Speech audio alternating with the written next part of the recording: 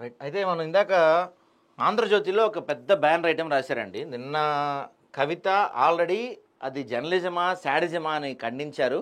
అయినా సరే ఇవాళ ఆంధ్రజ్యోతిలో ఒక భారీ ఎత్తున పెద్ద బ్యానర్ ఐటెం రాశారు. 6 ఎమ్మెల్యేలను తెస్తా, మంత్రి పదవి ఇస్తారా, కాంగ్రెస్ అధిష్టానానికి కవిత ప్రతిపాదన, టీపీసీసీ సుముఖత. అంటే టీపీసీసీ రెడీగా ఉంది కవితకి మంత్రి పదవి ఇవ్వటానికి అని చెప్పి ఈ వార్త సారాంశం. అయితే ఈలోపు దీనికన్నా ముందుగా మనం ఒకసారి ఒక పెద్ద బ్రేకింగ్ న్యూస్గానే చెప్పచ్చు. కేటీఆర్పై విరుచుకుపడ్డ కవిత. దాదాపుగా కేటీఆర్కి స్ట్రాంగ్ వార్నింగ్ ఇచ్చారు కవిత, నా జోలికి రావద్దు. బీఆర్ఎస్ ఎమ్మెల్సీ కల్వకుంట్ల కవిత సంచలన వ్యాఖ్యలు చేశారు. బీఆర్ఎస్లో ఉన్న కోవట్లే తనను ఓడించారని చెప్పుకొచ్చారు. వెనక ఒకటి ముందు ఒకటి మాట్లాడను. కేసీఆర్ ఇంటి ఆడబిడ్డపైనే పెయిడ్ వార్తలు రాయిస్తున్నారు, లేక ఎవరో బయట పెట్టారో చెప్పమంటే నాపై దాడి చేస్తున్నారని కేటీఆర్ను టార్గెట్ చేశారు. మీ పెయిడ్ ఛానళ్ళు, మీ పెయిడ్ జర్నలిస్టులు, మీ పెయిడ్ సోషల్ మీడియాతో నా పైన నెగిటివ్ ప్రచారం చేయిస్తున్నారు. చిట్చాట్లో మాట్లాడుతూ ఏది ఉన్నా నేను సూటిగా మాట్లాడతాను, వెన్నుపోటు రాజకీయాలు చేయను.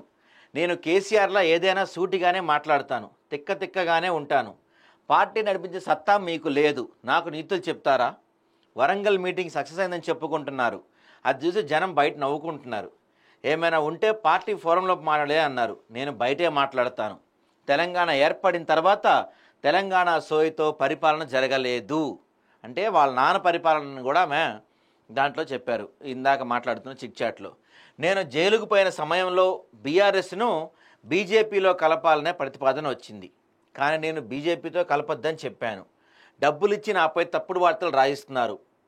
నన్ను అరెస్ట్ చేసే సమయంలో కేసీఆర్ వద్దకు వెళ్ళి ఎమ్మెల్సీ పదవి రాజీనామా చేస్తా అని అడిగితే కేసీఆర్ వద్దని చెప్పారు. పార్టీ చేయలేని పనులను జాగృతి తరపున నేను చేసి చూపించాను. కేసీఆర్ తప్ప ఇప్పుడు నన్ను విమర్శిస్తున్న వారు ఏం చేశారో చెప్పాలి.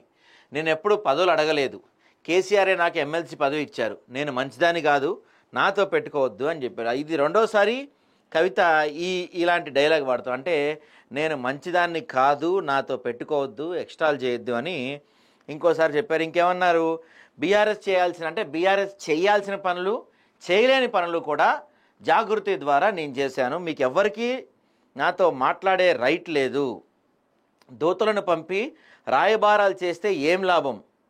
కేసీఆర్కు నోటీసులు ఇస్తే ఎవరు స్పందించలేదు. మరో నేతకు వస్తే మాత్రం హంగామా చేశారంటూ ఫైర్ అయ్యారు.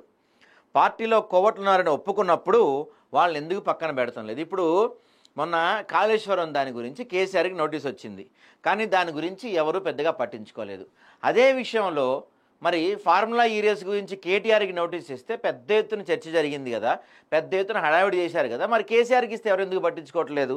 దాంతోపాటు బీఆర్ఎస్లో తనకు కేసీఆర్ తప్ప ఇంకెవ్వరూ నాయకుడు లేడని పరోక్షంగా కేటీఆర్ను కవిత విమర్శించారు.